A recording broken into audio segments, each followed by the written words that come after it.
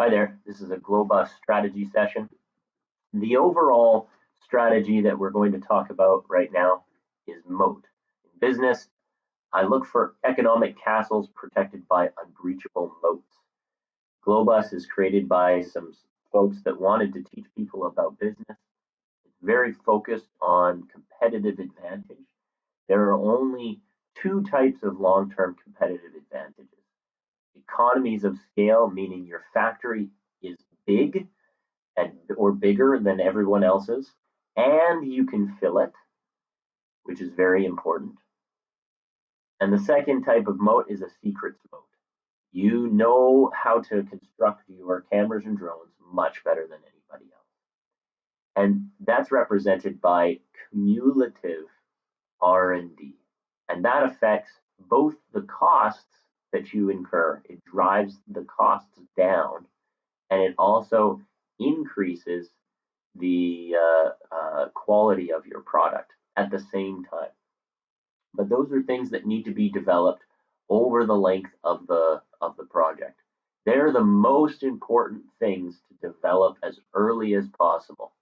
If you need to drive yourself down in the rankings, in order to do that for the first half of the game, that is the best strategy, because then you can release that value in the last part of the game. So the equation for Glo-Bus is revenue minus cost is equal to earnings. And everybody starts off at the same point for their company. So whether you choose to go high PQ or low PQ, it's really this equation that is governing and maximizing the earnings over the length of the time of the total Glo-Bus game, not just in 1 year. And I want you to burn this into your memory. Revenue equals market share times price.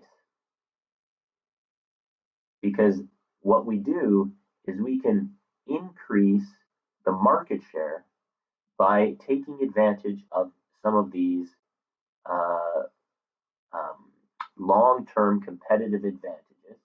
As you can see, market share is a function of PQ spending, which has this cumulative R&D function in there. And also, cumulative R&D is also in the cost equation. So if you want to increase market share and decrease costs, which in this equation will lead to high earnings, you're going to be able to have a lot of benefit from cumulative R&D.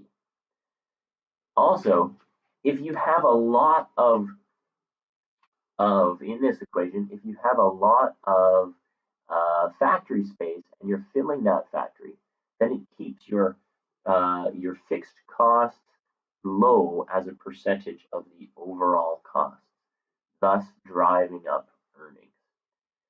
So the two key takeaways for this are: develop a long-term competitive advantage, an economy of scale advantage, and a secrets moat advantage, which is represented by cumulative R&D.